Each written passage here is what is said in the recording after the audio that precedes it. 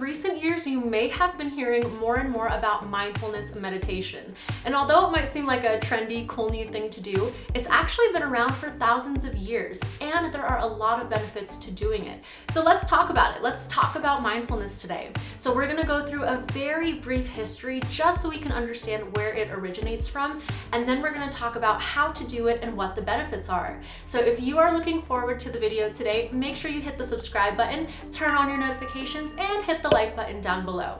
So now let's jump right into the video. Mindfulness meditation has been around ever since the beginning of Hinduism, which is considered to be the oldest religion in the world.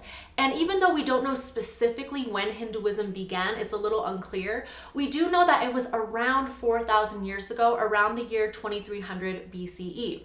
Mindfulness is also a really prominent practice in Buddhism as well. And Buddhism was founded around 2,500 years ago at the end of the 6th century BCE. So it's been around for a while. It's just primarily been practiced in the Eastern world.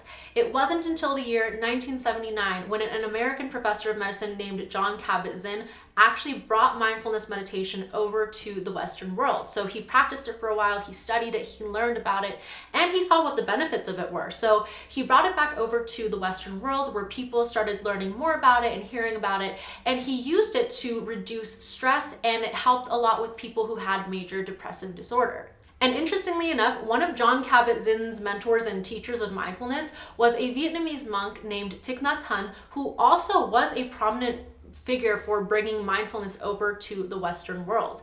I actually even have a couple of books from Thich Nhat Hanh that my best friend gave me one year for my birthday, but he teaches mindfulness, and these books are awesome. Like, for example, this one is How to Walk.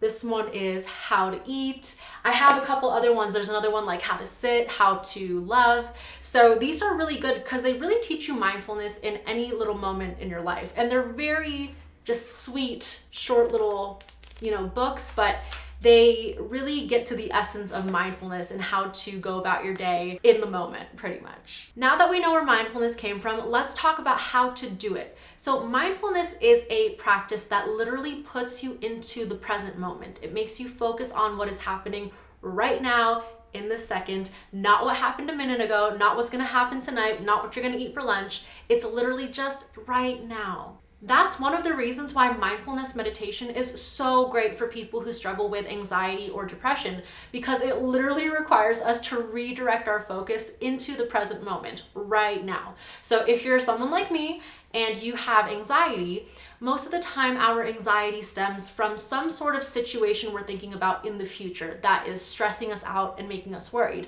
So we can be stressing about an unrealistic situation that's most likely not even going to happen, but for some reason we are just so fixated on it, and it's causing us anxiety. Or it could be a situation that we're dwelling on that we are afraid is going to happen that we don't even have control over. So either way, we're fixated on this situation that may or may not even happen, and that's why mindfulness is so great with kind of reeling our mind back in and focusing on what's actually happening right now. The same thing applies for when we are experiencing depression. So if something happened to you, whether it was a long time ago or recently, but it's making you feel just so sad and upset and depressed, and you just can't seem to stop thinking about it, mindfulness is a wonderful tool to use that is literally going to pull us out of that and put us in the present moment and focusing on what's happening right now. Because what happened in the past can't be undone, it can't be rewritten.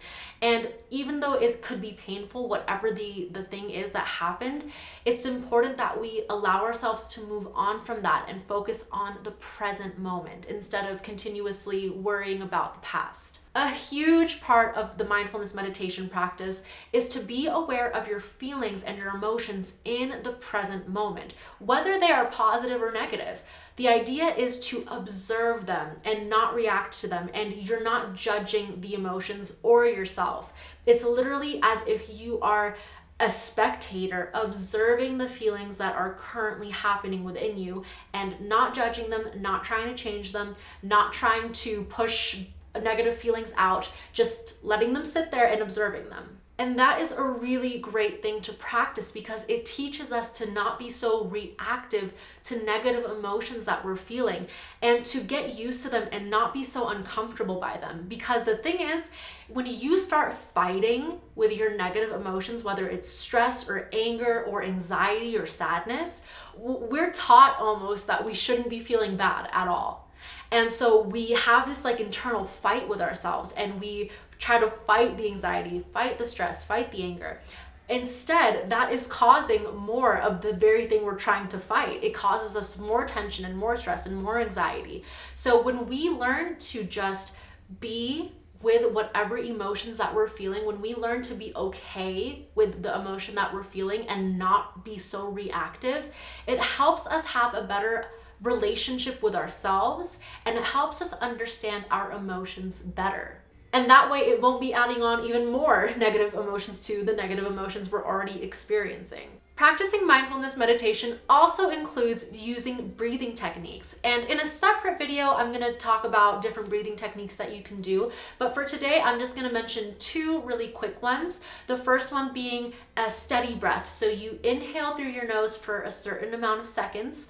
4 seconds is good, 6 seconds is good, and then exhale out of your mouth for the same amount of seconds.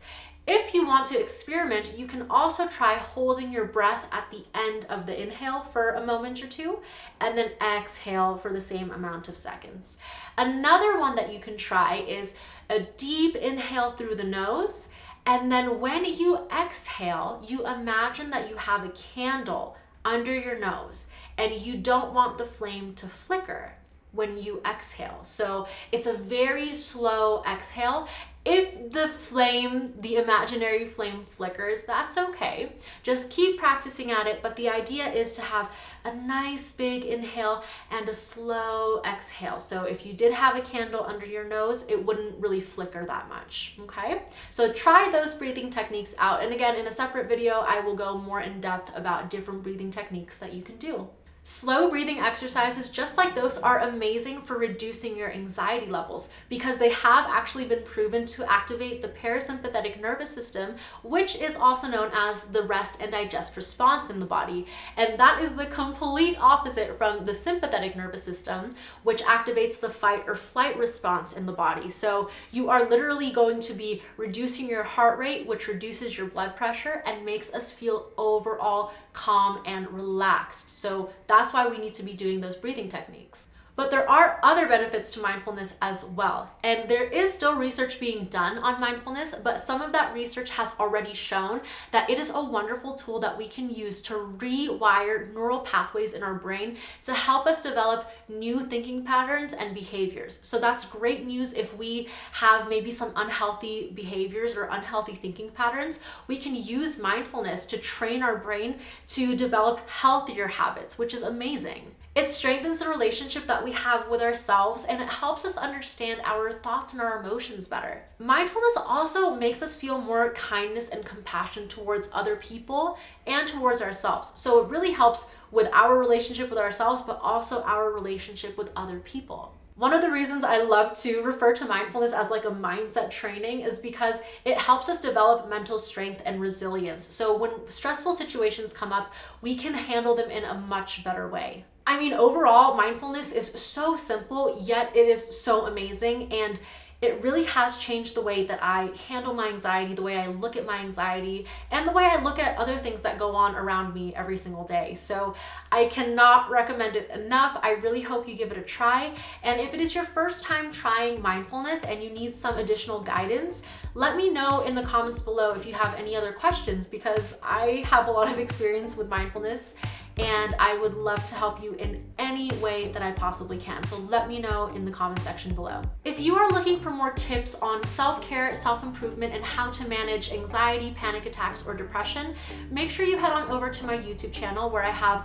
more videos on topics just like those. And with that, we have made it through yet another video together. Thank you so much for watching. Make sure you share this video with a friend who could find it useful. Hit the like button, hit the subscribe button, and turn on your notifications so you will be notified when I post a new video every single week. But in the meantime, I hope that you have a wonderful day or night wherever you are in the world, and I will see you in next week's video.